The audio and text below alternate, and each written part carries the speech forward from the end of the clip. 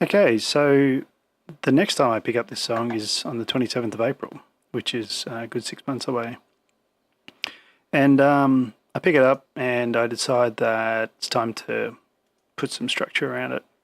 So I'd been listening to a song and I liked the way that the song was structured. I can't remember, it was a Typo Negative song. I can't remember which one at the moment.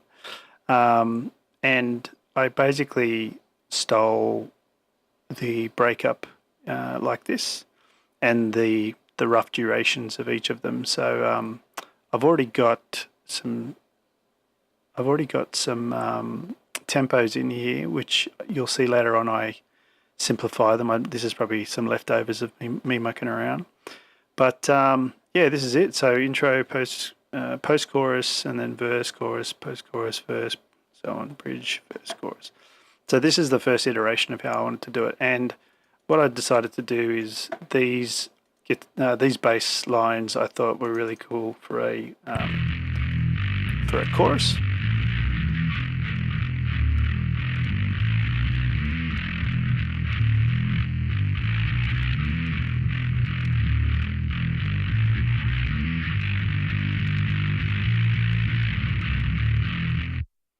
And this one I thought was really good as a bridge.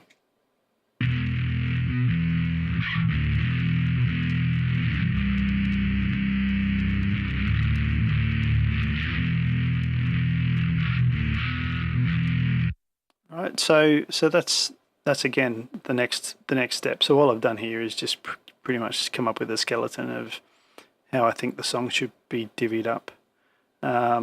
Nothing's changed in this part here. So yeah, nothing really further to talk to. So let's go to the next part the next time I touch it.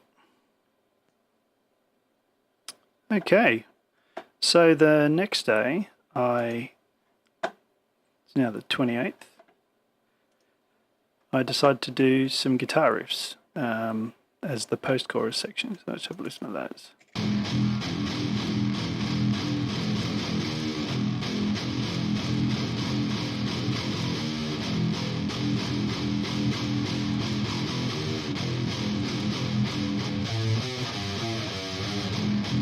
All right, so just a simple guitar riff, same thing here. And bridge, chorus, yep, so everything else is still the same. So yeah, that's just my my rhythm guitars. If you want to see, I didn't actually go much into detail of the how I do these are straight DI, straight from my my guitars, straight into my Focusrite Scarlett Solo, I think. And all I've done there is made sure that the first beat is close or on the first first beat of the bar. I think with this one, the only really point to take note is you can see here I've kind of taken it out of phase, and I had someone advise me that they could actually hear that phase misalignment, even though it's pretty close. But I've since been doing this. I'll drop a stretch marker there. I'll actually slide this across until I see this bit here. I'll slide this across until it lines up. And then I'll drop a stretch marker there. And then I've got them all, all in line. So that's the way I've been doing it since then. But you can see this is one of my test ones. Yeah, it's all over the place. So yeah, so there's that. And sound-wise, with this one, what I've done is I have a so I have a left and a right channel. I've got separate gates on those channels. I've actually got a high pass at 150 hertz to knock off some of that bass signal that's coming from my Ibanez RG8, and I have the first generation with the stock pickups, the real shit ones. So what I do is I knock off a lot of that low end, and I think later on I actually get rid of that filter. So for now, that's how I was doing it. So the sound you're hearing there that's how it is. And then I've got tuner, all this stuff's turned off, TS808. These old TSC really like their plugins. another gate, and then I love this preamp. This is an Angle 530 clone, again from TSE.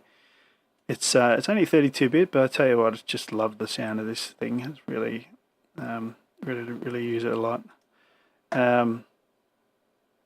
In this instance, I'm using a PV clone. This is a PV6505 clone, again from TSE.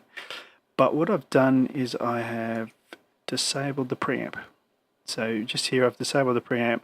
So I'm using the Angle 530 as the preamp, and then I've got this just doing the power amp with EL34 tubes. I'll change this later.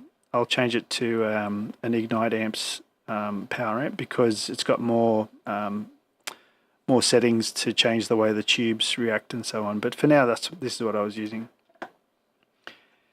And then another gate, and then some IRs here. Calthalon cabs. So yeah, these are the free ones that you can get from Calthalon. And that's pretty much it. So, and for the bass, what I was using here is compressor, the TSE R47, which is like an an analog old distortion pedal. It's got this really nice tone to it, and it's very gritty, which is perfect for bass. And then the, again, TSE BOD, which is the SansAmp clone. Really like this one. It's cool. And lastly, my cab is an Ampeg. So Ampeg 8x10s and the SVT cabinet. I've got them set up in stereo. I actually normally switch them to mono, but for now this is just the stereo one. So yeah, so that's pretty much what you're hearing. So that's my bass, and that's the guitar. Alright, so again, remember, this is all about just putting the song together. Alright, so, you know, I'm not going to be precious about a lot of the timing and that. I'm just putting the song down so I can piece it together and say, right, that's the song, that's how I want it, and then I can record it later. So yeah, so let's go to the next one.